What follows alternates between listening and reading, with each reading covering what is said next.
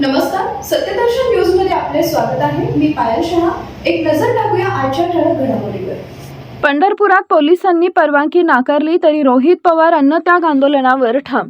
शेतकऱ्यांच्या कर्जमाफीसह विविध मागण्यांसाठी राष्ट्रवादी काँग्रेस शरद पवार गटाचे आमदार रोहित पवार यांनी पंढरपूर इथं अन्नत्याग आंदोलन सुरू करण्याचा निर्णय घेतला आहे।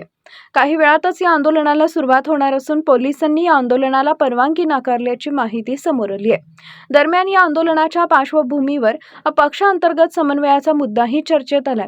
सोलापूर जिल्ह्यात राष्ट्रवादी काँग्रेस शरद पवार गटाचे 4 आमदार आणि 1 खासदार असताना या आंदोलनाबाबत आपल्याला कोणतीही अधिकृत माहिती देण्यात आलेली नसल्याचे आमदार उत्तमराव जानकर आणि आमदार अभिजित पाटील यांनी स्पष्ट केलंय।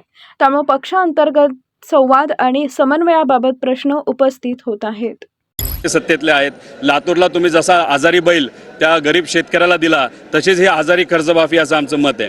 ह्याच्यात तुम्ही वसुली करतात, म्हणजे शेतकऱ्याला ज्या पद्धतीने लातूरला स्वतःच्याच खिशातून त्या बैलाला नीट करण्यासाठी पैसे द्यावे लागले, इथं सुद्धा कर्ज वसुलीसाठी स्वतःचा पैसा भरा, तुम्ही आधी वरची अमाऊंट भरा, मग तुम्हाला 50,000 मिळणार। हे आम्हाला चालणार नाही। 2 लाख